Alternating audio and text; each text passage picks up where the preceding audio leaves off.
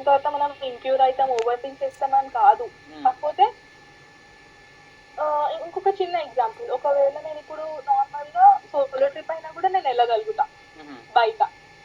Okay, కానీ ఇదే ఇప్పుడు నేను బిలో 25 ఉన్నప్పుడు నన్ను ఒకవేళ సోలో ట్రిప్ వెళ్ళామంటే నాకు తెలీదు, అంటే ఎట్లా వెళ్ళాలి తెలీదు, అసలు ఎందుకు వెళ్ళాలి తెలీదు, వెళ్ళి ఏం చేయాలి తెలీదు.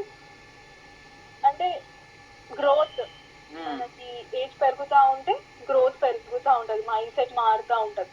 ఇప్పుడు ఎవరన్నా ఒకవేళ మనకు వచ్చి మన అసలు ఏంట్రా నువ్వు మారిపోయావు అంటే, లైక్ మారిపోవడం ఏదో లైక్ ఇట్లా అంటారు కదా, అంటే నువ్వు ఏంటి మారిపోయినావు మొత్తము, అసలు ముందులా లేవు అని.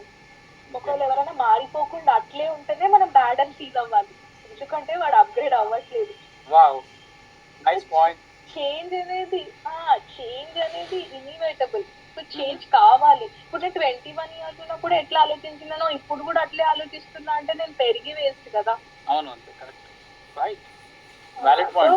ఎవరైనా చేంజ్ అయినామో అని చెప్పుకోవాలి, యాక్చువల్లీ అయితే చేంజ్ అవ్వాలి.